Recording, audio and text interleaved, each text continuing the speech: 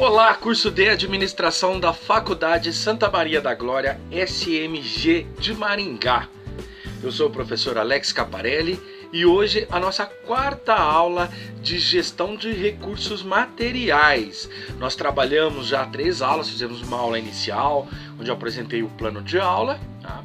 A última aula nós tratamos dos tipos, de recursos nas organizações, e na aula de hoje a gente vai ver um pouco a respeito da movimentação de materiais, tá? Dando sequência aqui para a gente cumprir a ementa que está proposta lá no projeto, no plano do curso, tá? E o próximo assunto, então, é isso que a gente vai trabalhar agora, é a movimentação de materiais, tá? Então eu trabalho no curso de administração, os períodos são 5º, 6º e 7º, tá? Da faculdade SMG, beleza? Vamos lá então, deixa eu mostrar para vocês a capa da nossa aula de hoje, essa capa escura lindona aqui, pode dar uma olhadinha. Veja bem que a gente está tratando aqui, na continuação daquela ementa que nós começamos a trabalhar, nós precisamos cumprir ela, e dando sequência daquilo que nós vimos já na aula passada, a gente vai falar sobre a movimentação de materiais, que é o custo de movimentação, sistema de movimentação, equipamentos, as leis de movimentação, sistemas de transportadores contínuos, esteiras transportadoras, claro, e alguns outros tipos de transportadores, que a gente vai fazer uma abordagem bastante grande, Pode dar uma olhadinha aqui no tio, ó.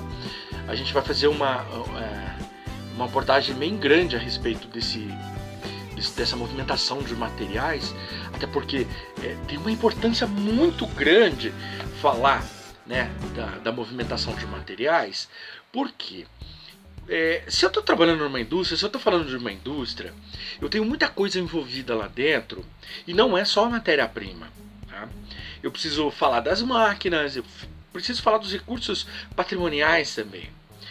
E para eu fabricar, eu preciso fazer muita movimentação de produtos lá dentro. Eu preciso buscar matéria-prima, eu preciso armazenar, desde que não seja just in time, tá, gente? Porque o just in time ele entra e já vai para produção e já sai produto acabado ali sem estoques, mas o que eu digo para vocês é: você busca o produto, a matéria-prima, você armazena, você manipula, você transporta ela dentro da própria indústria e movimenta ela, coloca numa esteira, fabrica. Depois de pronto ele vai para uma outra armazenagem, onde vai ser feito embalagem, vai ser colocado em pallets, vários tipos de movimentações aí, até chegar no ponto de expedição. Passa do controle de qualidade, chega ao ponto de expedição, é uma outra movimentação, vai se colocar dentro de um caminhão, esse caminhão vai movimentar de novo, que ele vai transportar essa mercadoria a um centro de distribuição, ou mesmo um retalhista, um retail, que tenha comprado esse produto já acabado, tá certo? Então é um monte de coisa envolvida. E hoje exatamente a gente vai tratar sobre essa movimentação de materiais, tá beleza? Vamos aí para nosso segundo slide aqui, já para a gente dar início. Dá uma olhadinha na tela. Movimentação de materiais. Introdução. Para que a matéria-prima possa transformar-se ou ser beneficiada, pelo menos um dos 3 elementos básicos de produção, homem, máquina ou material, deve movimentar-se. Se não ocorrer essa movimentação, não se pode pensar em termos de processo produtivo. Na maioria dos processos industriais, o material é o elemento que se movimenta.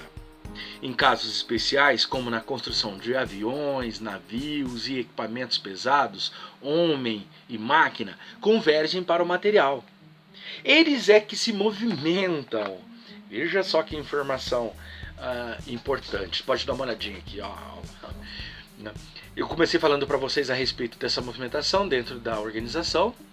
E cheguei até aquela parte de expedição que é a chamada o transporte, a expedição, Você coloca no caminhão e vai movimentar, tá? Na maioria dos processos industriais, O material é o elemento que se movimenta, porque o material é a matéria-prima, é a fabricação dela, que é o processamento, e é o produto acabado, né? É a saída desse produto aí.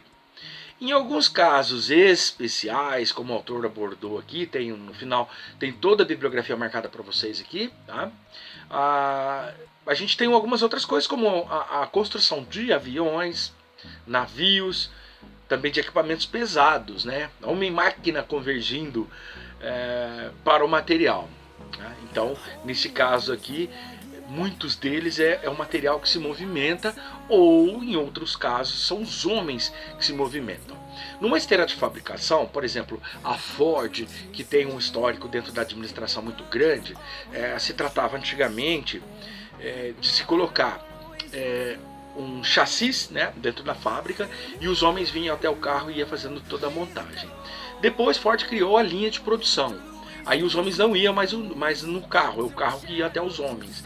Então eles ficavam nos seus locais e aquela esteira de produção ia levando esse carro. Então um ia colocando bancos, outro ia colocando rodas, outro ia colocando para-brisas, até o produto chegar no final da esteira já pronto, tá? Então a gente tem essas duas formas de movimentação aqui, como diz o autor aqui, né? Muitas vezes são eles que vão até a movimentação, às vezes a movimentação é que vai até os homens, tá certo? Depende muito do tipo de fabricação, ok? Então vamos ver alguns tipos de movimentação aqui. Eu tenho 6 exemplos aqui, vou tratar 3 aqui, depois, né, na sequência eu coloco mais 3 para vocês. Dá uma olhadinha na tela, olha. A movimentação e o transporte de material são classificados de acordo com a atividade funcional a que se destinam. Primeiro, a granel, o segundo, cargas unitárias, e o terceiro, embalagem. Vou falar desses 3 primeiros, depois eu falo dos outros 3. O primeiro, que é o granel, abrange os métodos e equipamentos de transportes usados desde a extração até o armazenamento de toda espécie de materiais a granel, incluindo gases, líquidos e sólidos. Já as cargas unitárias, basicamente trata-se de cargas contidas em um recipiente de paredes rígidas ou individuais ligadas entre si, formando um todo único do ponto de vista de manipulação. E depois a embalagem, que é o conjunto de técnicas usadas no projeto, seleção e utilização de recipientes para o transporte de produtos em processo e também produtos acabados, tá certo? Então quero fazer uma explicação de cada um desses aqui para que vocês possam, né, entender bem. Se tiver alguma dúvida ali, vocês podem me chamar depois, né, me perguntar depois. Bom, vamos lá. Pode olhar aqui, ó. O que é um transporte a granel? Aquele soja, quando ele sai da roça, a colheitadeira faz, né, a colheita, e ela vem com aquele braço e depois ela joga dentro do caminhão.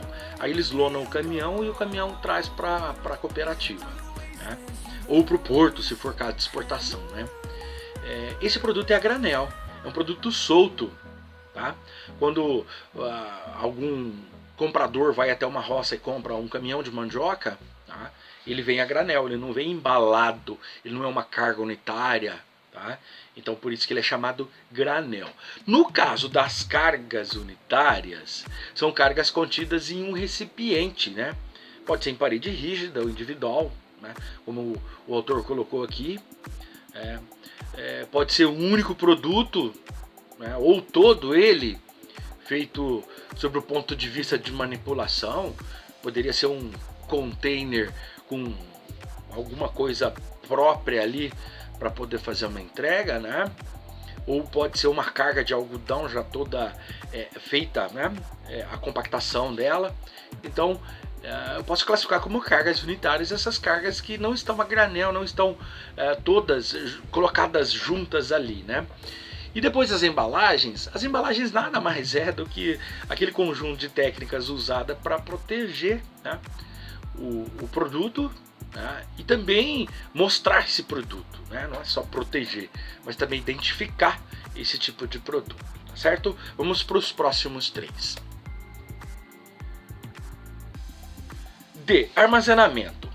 Compreende o recebimento, empilhamento ou colocação em prateleiras ou em suportes especiais, assim como expedição de cargas de qualquer forma, em qualquer fase do processamento de um produto ou na distribuição do mesmo.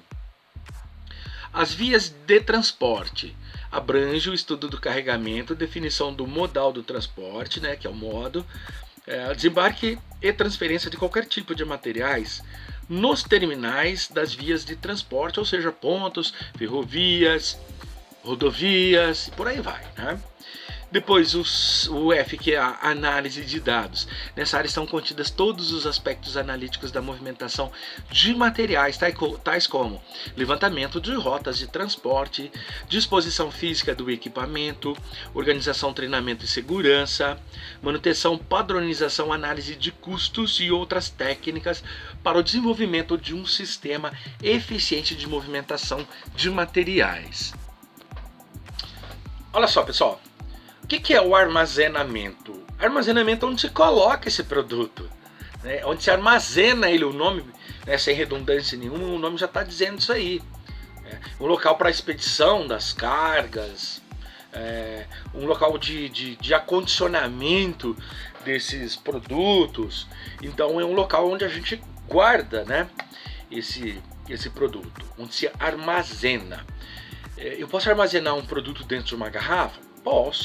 Posso armazenar dentro de um galão, posso de um botijão, de um container, de um caminhão, e posso armazenar ele em casa, no depósito, no centro de distribuição, qualquer local disso aí. Então isso aí é o chamado armazenamento. Já as vias de transportes são aquelas que se utilizam para o carregamento, ele abrange o estudo do carregamento, né? A definição também do modo do transporte, né, do desembarque, da transferência também, de qualquer tipo de material em algum terminal, né, de via de transporte. Pode ser qualquer coisa, pode ser ferrovia, rodovia, pode ser também hidrovia, um porto, por exemplo, né? E depois as análises dos dados, que são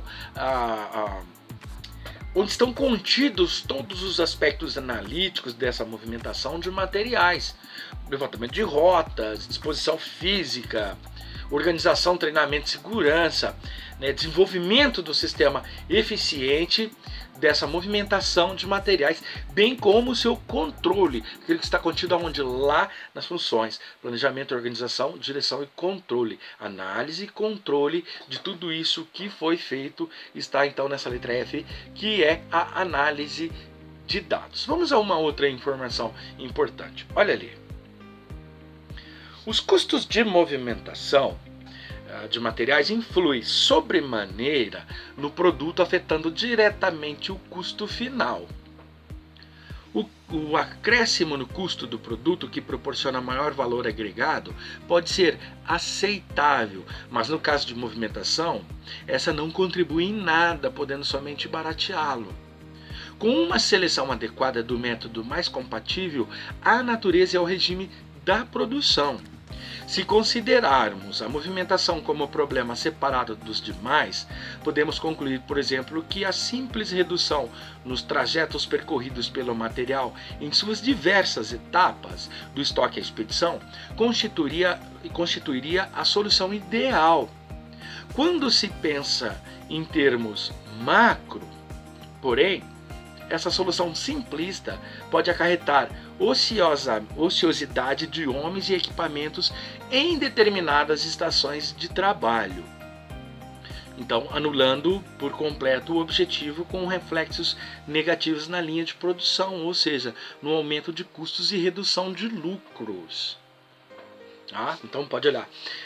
Então, ninguém quer ter prejuízos ou a diminuição dos seus lucros, né? Então, o custo de movimentação de materiais influencia muito no produto, porque ele afeta diretamente o custo final, tá?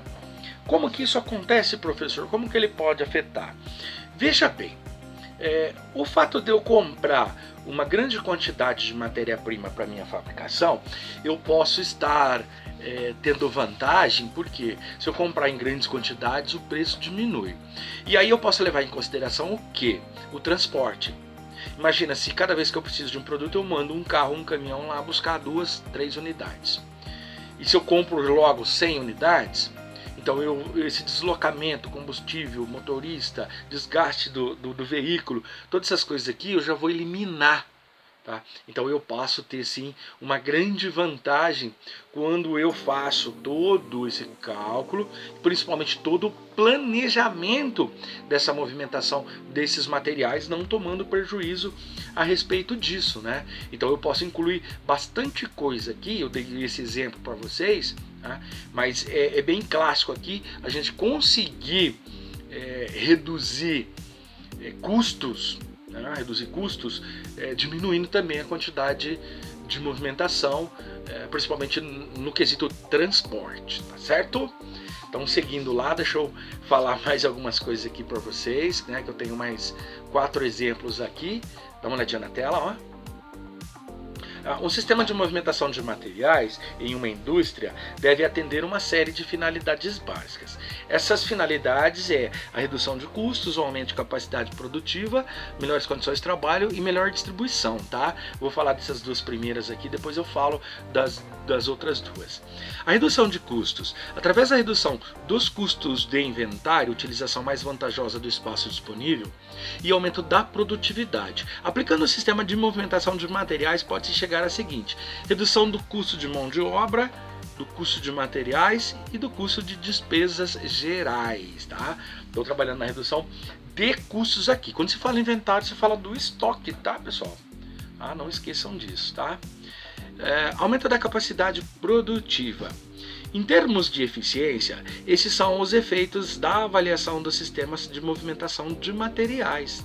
Então é um aumento de produção, aumento da capacidade de armazenagem e a melhor distribuição da armazenagem, tá? Tudo isso aqui para a gente poder aumentar a capacidade produtiva, tá? Dá uma olhadinha rapidão aqui para explicar isso para vocês, ó.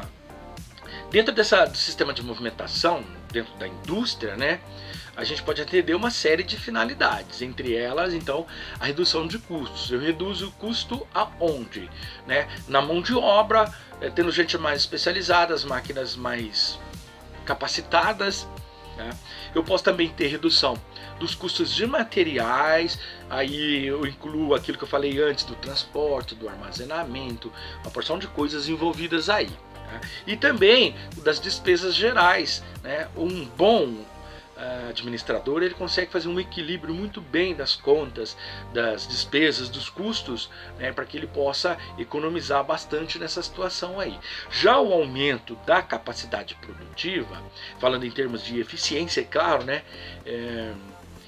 E são efeitos da avaliação dos sistemas de movimentação de materiais, e ele pode trazer também benefícios, porque se eu conseguir manter aquilo que eu coloquei anteriormente ali e fazendo a redução de custos, eu posso ganhar fazendo o quê? Um aumento de produção, né? Produzir mais quando a movimentação está bem equilibrada, bem planejada também, bem controlada inclusive, o aumento da capacidade de armazenagem, porque às vezes eu não consigo produzir mais porque eu não tenho onde pôr, nem o produto pronto, nem muito menos o material, né, a matéria-prima, né? E também a melhor distribuição dessa armazenagem, que isso aí pode me ajudar também na hora que eu tiver que fazer a manipulação desse material, tá bom? Vamos ver as outras 2 ali, dá uma olhadinha na tela, ó. C. Melhores condições de trabalho. A melhoria introduzida no processo de produção pelos sistemas de movimentação de cargas reflete-se também em melhores condições para as pessoas envolvidas neste trabalho. Depois D. Melhor distribuição. A distribuição como uma atividade global que se inicia na preparação do produto e termina no usuário final. É grandemente melhorada com a racionalização dos sistemas de manuseio. Dentre eles, a melhoria na circulação, a localização estratégicas de almoxarifados, a melhoria nos serviços ao usuário e também a maior disponibilidade desses produtos aqui, né? Um modo mais fácil, né, nessa distribuição. Pode olhar aqui rapidão, ó. Então, dentro dessas condições de trabalho aqui, né, então essa melhoria no processo de produção desses sistemas de cargas aqui, ele vai refletir consequentemente nas melhores condições para as pessoas que são envolvidas nesse trabalho. As pessoas que trabalham com essa movimentação, seja ele um almoxarifado, um almox, né? Seja ele algum gerente de produção, algum responsável por esse produto ou pela manipulação dele, ele tem que estar trabalhando muito conforme foi planejado, e não só na eficiência como está planejado, mas também eficazmente, que é quando oferecem problemas, quando ocorre em alguma situação que está um pouco fora do controle ou que não estava planejado, ele tem a racionalidade para poder manipular com isso aí sem ter problemas de atrasos, né? Pelo contrário, ele ganha tempo com isso tudo aí, tá bom? Então, eu digo para vocês, dentro da melhor distribuição, a gente pode citamos 4 coisas aqui: a melhoria na circulação, melhorar a circulação desses produtos sem que haja atraso. Um planejamento de layout, por exemplo, é um grande exemplo disso, porque se o layout está bem distribuído, você não vai ter atrasos, desvios, paradas, entre tantas outras coisas que atrapalham, né? As localizações estratégicas de almoxarifados. Se uma fábrica é grande, ela precisa ter depósitos próximos à alimentação da esteira. Então, cada parte de alimentação são esses produtos que estão guardados ali estrategicamente para que não haja atrasos e também nem demora, né? Além da melhoria nos serviços ao usuário, também uma maior disponibilidade, porque você imagina, você está fabricando e acaba o material, você tem que ficar correndo atrás. Problema sério, né? Aí a gente não vai conseguir trabalhar legal, certo? Seguindo então, vamos ver os equipamentos de movimentação. Olha, equipamentos de movimentação. Vamos a uma introdução dele aqui. A classificação normalmente adotada para os equipamentos de movimentação e transporte situa-os em grupos bastante amplos, de acordo com uma generalização geométrica e funcional. Nessa classificação são incluídos também os dispositivos de carga, descarga e manuseio que não sendo máquinas, constituem o meio de apoio à maioria dos sistemas modernos. E aí incluímos transportadores, guindastes, talhas e elevadores.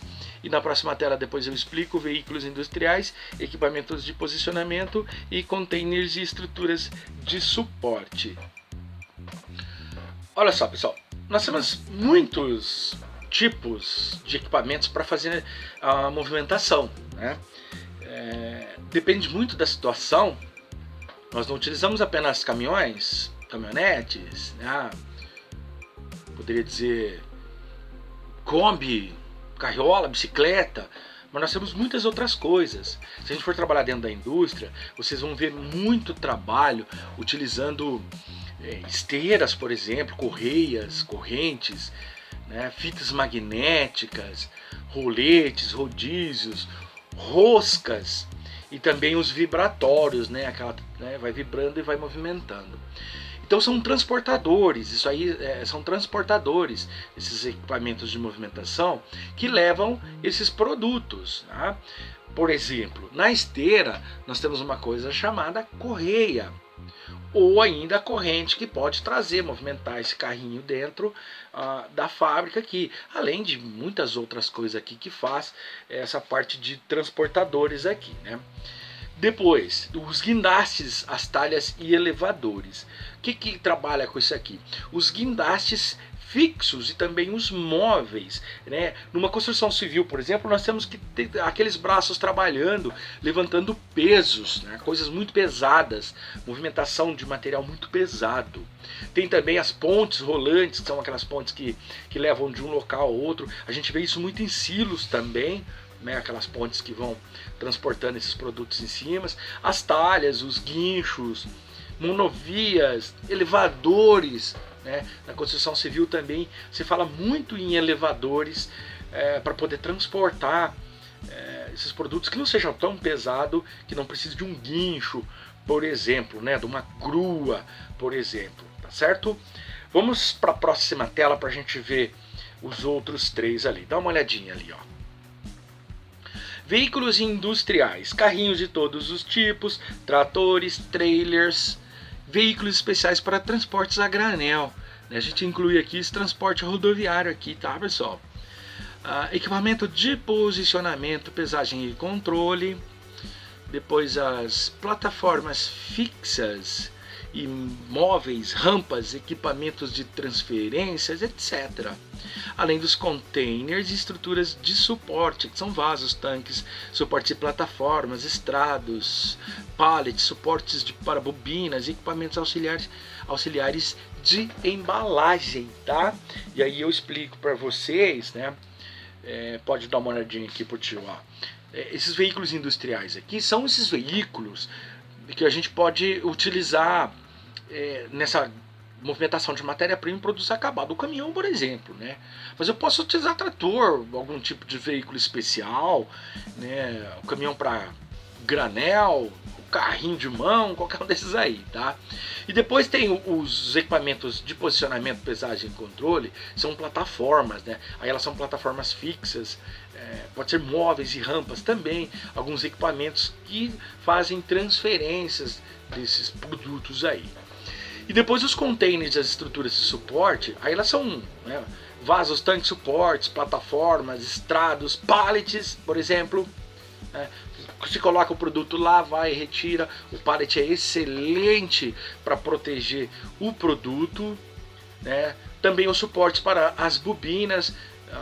Às vezes é bobina de tecido, às vezes é bobina de papel, às vezes pode ser uma bobina de alumínio. Então, uma porção de coisas aqui que a gente pode incluir. E também o equipamento auxiliar de embalagem, aquele que vai trabalhar junto aqui, dando suporte para poder colocar a embalagem nesse produto, se for o caso. Por exemplo, uma moto sai da Zona Franca de Manaus embalada numa caixa de papelão, né? Colocado também em uma caixa de madeira, certo? Vamos para a próxima tela. Olha, o problema de movimentação dos materiais deve ser analisado junto com o layout. Para tal, uma série de dados é necessária. Entre eles estão produto, tá? Alguns aqui eu coloquei exemplo, outros não, tá, né? Puxei ali do material do nosso referencial bibliográfico. Produto são dimensões, características mecânicas, quantidade a ser transportada. Edificação, espaço entre as colunas, resistência do piso, dimensão de passagens, corredores, portas, etc. Método, a sequência das operações e o método de armazenagem e equipamento de movimentação, etc. Custo de movimentação, quanto que se gasta para se movimentar esse material. Área necessária para o funcionamento do equipamento. Fonte de energia necessária. Deslocamento, direção do movimento e também o operador. Olha só, pessoal. Os de cima ali coloquei até alguns exemplos aí para que vocês possam ver, né? Então o problema de movimentação deve ser analisado junto com o layout, porque o layout ele pode impedir ou ele pode auxiliar na movimentação desse material, dessa matéria-prima aí ou do produto acabado. Por que isso? Porque o layout bem desenvolvido, ele consegue dar uma sequência no trabalho sem que haja obstáculos. Agora, quando ele é mal feito, quando ele é mal distribuído, certamente vai haver atrasos aí. Então, eu preciso também saber a respeito do produto, o seu tamanho, suas características, né, a quantidade que vai ser transportada. Eu preciso saber dentro do prédio o espaço que temos dentro, entre as colunas, se existe um piso resistente, se tem corredores, dimensão de passagens, portas, escadas, tudo isso aí, né, porque faz parte dessa análise para a gente poder desenvolver o layout mais bem elaborado, vamos dizer assim, né? E os métodos que se utilizam também na armazenagem no equipamento de movimentação, né? Se é carro, se é empilhadeira, que tipo de coisa que é. Além de outras coisas que a gente inclui, como o custo de movimentação, né? Já falamos um pouquinho atrás que a gente consegue diminuir o custo planejando melhor a área necessária para o funcionamento não só do equipamento, mas também da manutenção. Isso é um estudo de layout que a gente faz, a fonte da energia necessária, né?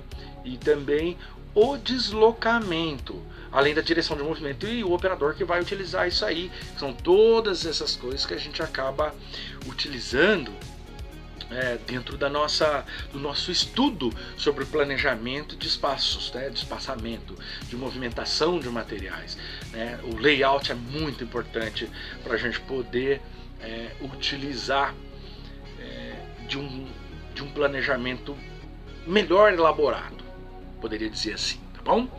E aí, já para a próxima tela, a gente vai ver as leis de movimentação. Olho. As leis de movimentação. Para que um sistema de movimentação de materiais seja eficiente, existem certas leis que, dentro das possibilidades, devem ser levadas em consideração. São elas: primeiro, obediência ao fluxo das operações; segundo, mínima distância; terceira, mínima manipulação. Depois nós vamos ter mais 4 ali: segurança, satisfação, padronização, flexibilidade e máxima utilização de equipamentos, que eu explico na outra tela, tá? A primeira, obediência ao fluxo das operações. Dispõe a trajetória dos materiais de forma que a mesma seja a sequência de operações, ou seja, utilize sempre, dentro do possível, o arranjo tipo linear. É importante analisarmos se esse é o melhor modo. Segundo, mínima distância. Reduz as distâncias e transportes pela eliminação de zigue-zagues no fluxo dos materiais. Olha a importância que eu falo para vocês do planejamento de layout. Terceiro, mínima manipulação. Reduz a frequência de transporte manual. O transporte mecânico custa menos que as operações manuais de carga e descarga, levantamento e armazenamento. Evite manipular os materiais tanto quanto possível ao longo do ciclo de processamento. É importante que tenhamos esse saber, né, a respeito disso aí. Deixa eu explicar, olha aqui, ó. Vou explicar isso aqui para vocês. Obediência ao fluxo de operações é você dispor de uma trajetória de materiais, né, dentro daquela sequência que é necessário se fazer dentro da operação, né? Então você deve utilizar sempre que possível um arranjo físico, e aí do tipo linear aqui que o autor deu como exemplo. O 2, que é a mínima distância, ele fala para se reduzir distâncias e também o transporte pela eliminação de zigue-zagues no fluxo de materiais. Eu falei isso para vocês ali atrás. Falei, pessoal, muito cuidado, porque você desenvolver um layout, você elimina muito obstáculos. Mas quando você vai fazer a armazenagem, quando você coloca os materiais numa ordem, né, planejada e mais próximo, mais empilhado, você vai conseguir fazer mais carga. É igual quando a gente vai sair de férias e coloca aquele... normalmente a gente sai com uma mala e as mulheres saem com 4, né? Pelo menos na minha casa é assim. E aí não cabe no porta-mala, a gente tem que ficar arrumando a carga certinha para caber e ninguém ficar bravo, né? Então é a mesma coisa ali no depósito. A gente precisa fazer com que haja um acordo ali da gente conseguir armazenar mais materiais ali, né? E depois a mínima manipulação. Quanto menos manipular, mais barato fica, né? Utilizando máquinas, mais barato fica, porque o cidadão, né, não tem força e nem capacidade de levar tanta coisa quanto uma máquina, tá certo? Vamos lá para os próximos 4. Olha. 4. Segurança e satisfação. Leve sempre em conta a segurança dos operadores e do pessoal circulante quando selecionar os equipamentos de transporte de materiais, tá? E depois a padronização, use equipamento padronizado na medida do possível. O custo inicial é mais baixo, a manutenção é mais fácil, mais barata, e a utilização desse equipamento é mais variada por ser mais flexível que equipamentos especializados. Depois, a flexibilidade. O valor de determinado equipamento para o usuário é proporcional à sua flexibilidade, isto é, capacidade de satisfazer ao transporte de vários tipos de cargas em condições variadas de trabalho. E depois, a máxima utilização de equipamento, né? Mantenha o equipamento ocupado tanto quanto possível. Evite acúmulo de materiais nos terminais do ciclo de transporte. Se não puder manter o equipamento de baixo investimento, mantenha o quociente tão baixo quanto possível. 1/4 é considerado o ideal. Veja, pessoal. Hoje está um dia bem quente, eu estou aqui, nossa, com essas luzes aqui me queimando aqui, né? Estou derramando aqui. E se ligar algum ventilador, alguma coisa aqui, faz barulho e atrapalha. Então a gente passa um pouquinho de calor aqui, até porque o meu estúdio aqui é dentro do meu closet, né? Com essa parede pintada aqui que eu faço de chroma key, tá certo? Então vamos lá. Segurança e satisfação. Leve sempre em conta a segurança dos operadores, né?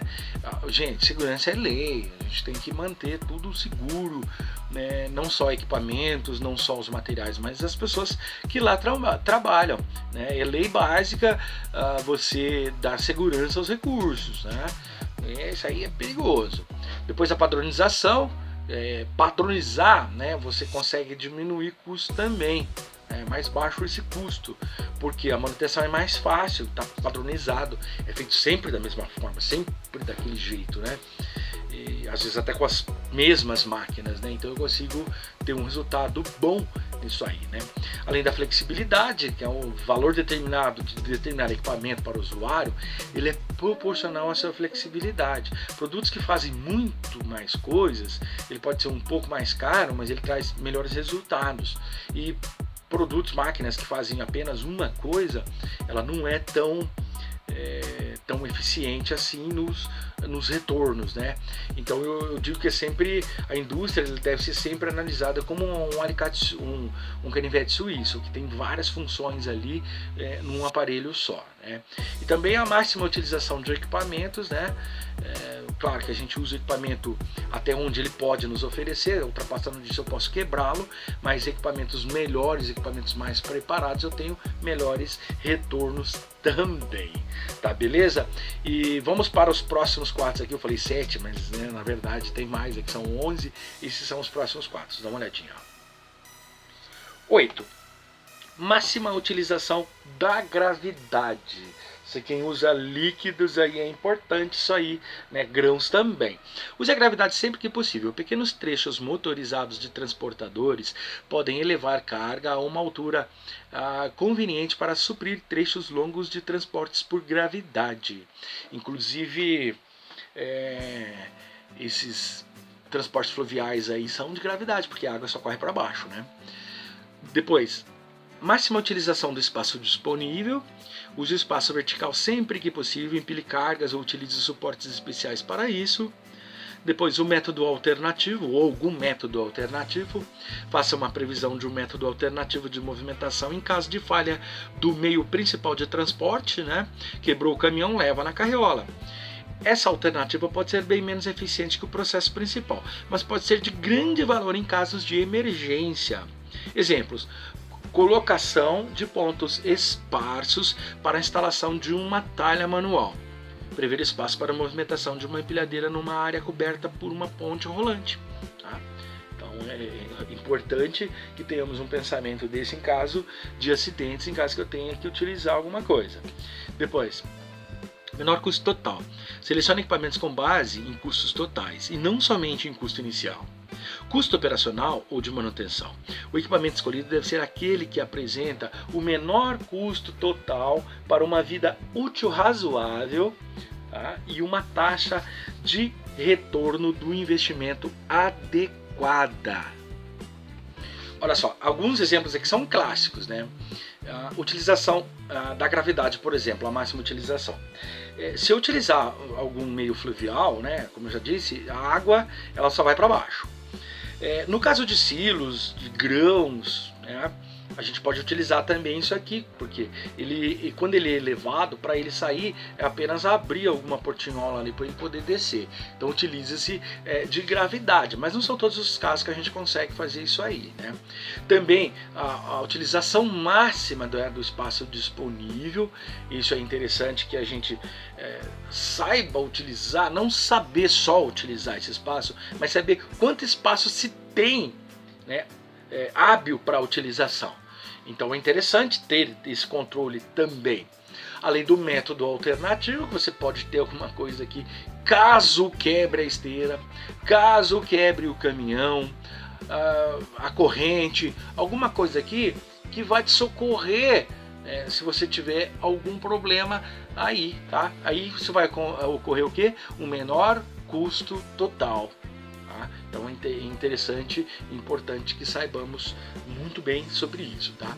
Vamos aos sistemas de transportadores contínuos. Olha, sistemas de transportadores contínuos. Toda vez que for necessário executar uma movimentação constante entre dois pontos pré-determinados, deve-se usar sistemas de transportadores.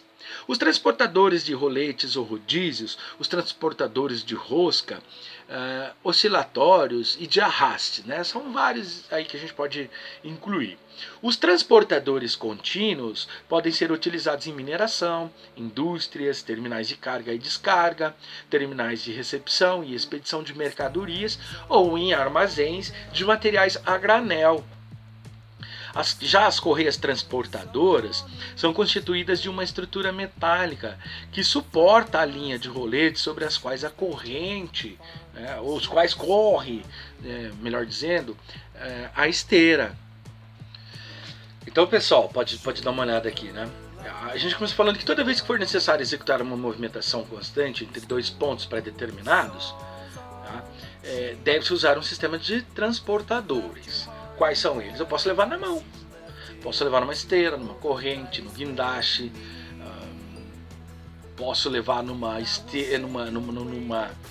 correia transportadora. Então, vários tipos de situações nós podemos utilizar aqui nesses sistemas de transportes contínuos, né? Eu vou falar ali para frente sobre as esteiras transportadoras e aí vocês vão conseguir entender um pouco melhor, né? Então, essas transportadoras contínuas, elas são muito utilizadas, por exemplo, nas indústrias de terminais de cargas e descargas e também em mineração. Porque elas ficam correndo. Vocês já viram uma pedreira? Eles vão quebrando as pedras e vão jogando aqueles pedaços de pedras, né? Aquelas britas, e essa esteira leva até lá na frente lá e faz aquela montanha grande. Naquela montanha grande, ela é triturada mais uma vez para se tornar uma brita menor. Então eles vão diminuindo o tamanho dessas pedras aí e elas são transportadas exatamente nessas esteiras aí, nessas correias que as levam até o monte, né? Aquele monte que foi feito, foi transportado até eles para que criasse propositalmente aquela forma de armazenamento, né? Porque terra, calcário, pedras, ela só pode ser colocada dessa forma aqui, né? Não vai ter outro jeito mesmo. Então é um pouco para cima e o que der para os lados aqui, tá certo? E também as correias transportadoras, né? Que pode se utilizar uma estrutura metálica que suporte então essa linha de rolete sobre as quais ocorre, né, a esteira aqui. Também, se for muito fraquinha, quebra, tá? Tem que ter cuidado aqui, né? Tem que ser planejado. Vamos falar das esteiras transportadoras. Olho na tela aí, ó. As esteiras têm aplicação em todas as indústrias que precisam transportar material a granel e volumes, de forma uniforme e também contínua. São valiosos auxiliares no processo de fabricação. Pesam, misturam, distribuem materiais, enchem embalagens, etc. Podem ser de correia, de fita ou de tela metálica, até nós falamos ali anteriormente, tá? Primeiro, a de correia. Os transportadores de correio utilizados para transportar grandes quantidades de materiais, como minérios, atingem alguns quilômetros de comprimento, mas sua versatilidade permite também trechos menores, como linhas de montagem, um transporte econômico de volumes. Já as fitas metálicas, entre os trabalhos que os transportadores de fitas metálicas realizam com facilidades, temos atravessar fornos, receber peças quentes, passar através de câmaras frigoríficas ou de secagem, transportar material que exige leito de chapa perfurada, né? Alguma coisa aí para os biscoitos, né? Fornos aí, transportar peças metálicas na vertical, e também sobre algum leito imantado, né? Fala sobre manta. Então, pessoal, dá uma olhadinha, ó. O autor trouxe como exemplo aí essas duas coisas, correia e as fitas metálicas, né? É interessante a gente levar em consideração que alguns meios de transporte são bastante dificultosos, né? Uma vez nós fomos visitar com os alunos uma fábrica de porcelanas lá em Campo Largo, e existia uma fita metálica dessa aí, né? Que ela passava dentro do forno, porque entrava esse material e o forno é 3.000 graus para poder eu não sei como é que lá assar, o que é fazer com a matéria-prima lá e aí virar uma porcelana, né? Virar uma louça. Então é uma temperatura muito grande. Então para isso ele precisa de alguma coisa para levar e tirar, porque a temperatura é muito alta. E aí dependendo do material, derrete o material também. Então dependendo daquilo que vai ser utilizado, às vezes eles colocam, retiram tudo, deixa só o material ali, depois de prontos vão lá e retiram, né? Mas existem outras coisas também. Uma fábrica de biscoitos, por exemplo, ele vai rolar uma fita metálica ali, que vai passar dentro de um forno até assar esse produto aí, né? E aí não tem problemas, né, de nenhum tipo de acidente aí com o trabalhador aí se queimar, por exemplo, tá certo? E além das correias aí que pega minérios, né, que ela pode andar quilômetros, ou numa fábrica aí metros, né? Vamos ver alguns outros tipos de transportadores aqui agora, veja. Outros tipos de transportadores. Diversos tipos de transportadores são utilizados pelas indústrias para a movimentação de materiais. Desses, os principais são, veja que não são todos, tá, pessoal? É só alguns exemplos aqui.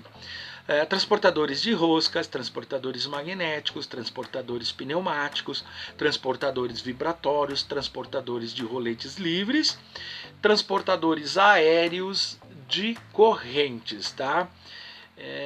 Eu vou explicar cada um desses aqui para vocês, tá? Mas só quero chamar a atenção para uma coisa aqui, olha, dá uma olhadinha aqui pro tio, ó. Existem vários tipos de transportadores, tá? Eu dei aqui alguns exemplos para vocês aqui, eu trouxe 6 exemplos aqui que estava nessa obra, né, que eu estou utilizando, e são mais comuns, poderíamos dizer assim, né? São mais utilizados, né? Vocês vão ver algumas coisas interessantes aí, como roscas magnéticos, pneumáticos, vibratórios, roletes e também aéreos de correntes. E vocês vão dizer, nossa, mas utiliza tudo isso aí, utiliza muita coisa que a gente não conhece ainda, inclusive, tá, gente? Por exemplo, para um transporte de dados de internet, nós temos cabos submarinos, cabos que são colocados e eles atravessam oceanos ligando um continente a outro. Então é um absurdo o transporte de dados e rápido, né? Porque é menos de um segundo, né? São milésimos de segundo, você já está conectado na Europa, por exemplo, no Japão, que está do outro lado do mundo. Então essa geração, esse transporte de dados e informações é muito rápido. Então para cada tipo de situação a gente tem um tipo de transportador. Tá? Então vamos ver cada um deles aqui para a gente poder entender um pouquinho melhor. Dá uma olhada nessa tela roxa linda aqui. Transportadores de roscas. Os tipos de transportadores de roscas são indicados para a movimentação de materiais pulverizados ou granulados, não corrosivos ou abrasivos, por distâncias normalmente não superiores a 60 metros. Depois, transportador magnético. São empregados, sobretudo, nas linhas de produção para movimentarem peças e recipientes de ferro, aço ou folhas de Flandres. Constitui-se de 2 faixas de ferro magnetizadas por ímãs permanentes em forma de ferraduras, colocadas na parte superior de um transportador de fita ou correia. E depois os transportadores pneumáticos. Os pneumáticos são usados para a movimentação de materiais a granel, granulados ou em pó. Funcionam em qualquer tipo de trajeto, reto, curvo, ascendente ou descendente, Os transportadores pneumáticos constituem-se basicamente de um conjunto de tubulações e de um sistema de motor que produz a corrente de ar que circula pelas tubulações, no sopro. Se você poder entender um pouco melhor, né? É no sopro, no soprão. Pode dar uma olhadinha aqui. A gente fala no sopro aqui, tirando um sarrinho, é claro, né? Pra gente ficar até um pouco mais mais divertida a aula, né? Mas a verdade é essa mesmo, né? Ele entra pelos tubos ali, ele é assoprado, né? E aquilo vai numa velocidade tremenda aí, né? Claro que é uma das formas, né, gente? Vocês já viram aqueles poços de sítios onde as pessoas manipulavam uma manivela assim e aquela corda descia e subia e ia enchendo uma torneira? Então, aquilo lá é uma forma pneumática. Né? Tem aquelas borrachinhas dentro do cano que ela ia subindo e trazendo a água junta, né? Então esse aí é um exemplo. Os transportadores de rosca é uma rosca mesmo, igual de um parafuso. Né? Eles entram e aí conforme vai girando aquilo, aquela rosca vai elevando o produto, por exemplo, se eu tiver num silo e eu utilizar esse tipo de transportador, ele vai pegar desde baixo, desde lá do fundo até em cima, né? Por meio de uma rosca ele vai elevando, né? Conforme ele vai girando, ele vai subindo esse material aí, tá? Uma rosca mesmo. E depois o transportador magnético. Quantas vezes vocês já passaram na frente de um desses ferro velhos, né? Mas pessoal que faz recicle, e eles têm lá um grande imã lá num caminhão ou num guincho, e eles vão lá e conseguem pegar muito material ali, porque tem aquele magnético ali, né? Um imã que é magnetizado ali, e ele consegue colar nesse material. Agora só toma cuidado que nem tudo cola no imã, né? O alumínio, por exemplo, não. Aí tem que utilizar outro meio, outra forma, aí se for alumínio, beleza? Vamos para outra aqui. D. Transportadores vibratórios. Para os vibratórios é bem vasto o campo de aplicação.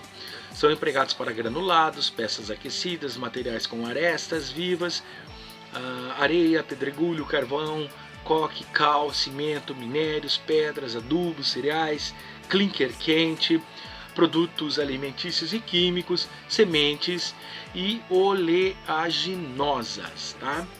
O transporte que vibra mesmo. Roletes livres.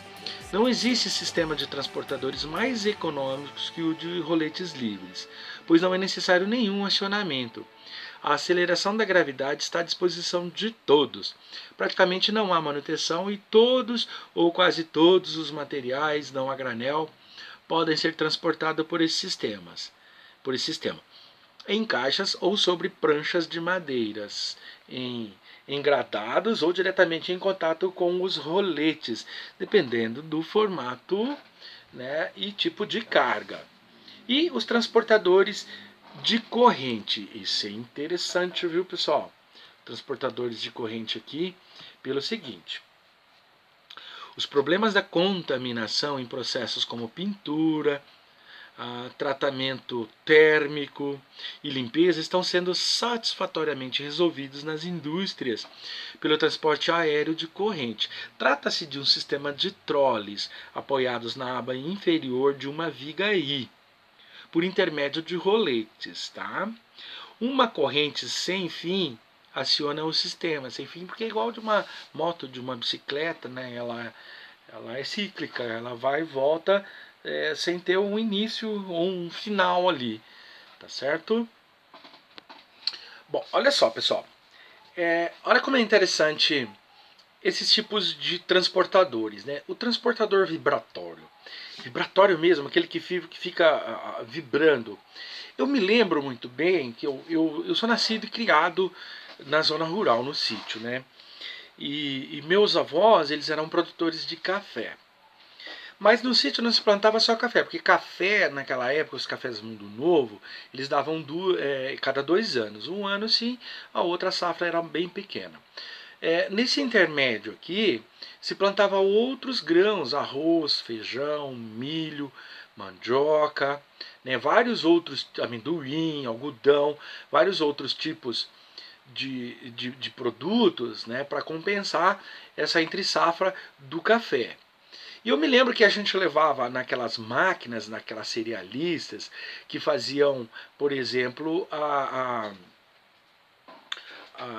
pegavam o cereal, o arroz, por exemplo, e eles descascavam.